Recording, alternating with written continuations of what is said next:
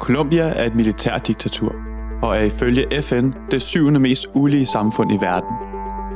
Militæret er udstationeret i hele landet, og i nogle regioner er der op mod 7 soldater for hver indbygger.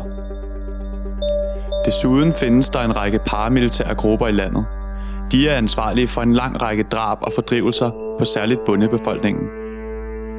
Der er ingen formelle kontakter mellem staten og grupperne, men det er flere gange påvist, at der er både militære og økonomiske relationer mellem statens ledere, militæret og de paramilitære styrker.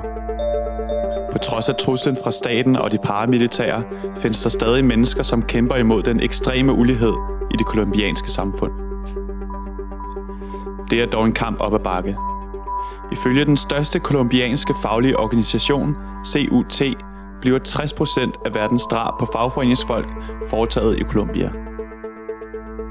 De seneste 20 år er der ifølge The Solidarity Center blevet dræbt omkring 4.000 fagforeningsaktive. I november 2012 var der allerede blevet dræbt 17 fagforeningsaktivister i det indeværende år. Desuden findes der et tilsvarende antal forsvundne aktive, og langt flere har modtaget dødstrusler. Drabene bliver primært begået af de paramilitære styrker på vegne af de store kapitalinteresser, men også den ekstreme højrefløj og staten har ansvaret for nogle af krænkelserne. Af samme grund er procentdelen af arbejdere, som er organiseret i en fagforening, også forsvindende lav.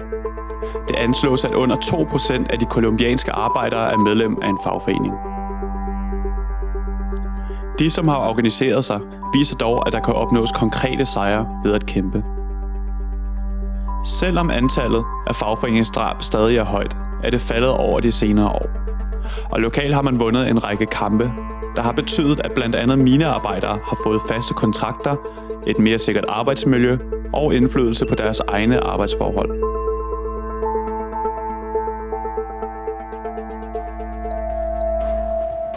Danmark er en velfærdsstat. Almindelige mennesker har gode livsbetingelser, men disse forhold er ikke kommet dumpende ned fra himlen. De rettigheder, vi har i Danmark, er vundet gennem kamp. En vigtig force i kampen for lighed og almindelige menneskers rettigheder er den danske fagbevægelse. Fagbevægelsen har igennem det 20. århundrede kæmpet og vundet mange sejre. En af de første, mest grundlæggende kampe blev vundet i 1919, hvor man fik indført en 8 timers arbejdsdag, og dermed gjorde op med, at arbejderne måtte knokle størstedelen af deres vågne tid for at tjene penge til dagen og vejen. Senere sejre tæller blandt andet A-kassesystemet, altså retten til dagpenge, som oprindeligt var en forsikring, der blev indført af fagbevægelsen. Desværre har LO, landsorganisationen i Danmark, siden midten af 90'erne og frem til i dag mistet over 300.000 medlemmer. Det betyder, at organiseringsgraden er historisk lav. Den svækkede danske organisering har betydet nederlag og større ulighed i det danske samfund. Det gælder for eksempel dagpengene, som siden 90'erne er blevet skåret kraftigt ned. I 1993 var dagpengeperioden ubegrænset, og det tog kun 26 uger at optjene retten til dagpenge. I dag kan man kun modtage dagpenge i 2 år ad gangen, og det tager et helt år at genoptjene retten til dagpenge. Dette har været muligt, fordi den danske fagbevægelse har været svækket og ikke har kunnet kæmpe imod nedskæringerne. Dagpengeforringelserne står ikke alene, og er ikke det sidste ulighedsskabende tiltag, vi kommer til at opleve, hvis vi ikke vender skuden. I Danmark er det stort set omkostningsfrit at være organiseret og kæmpe for sine rettigheder.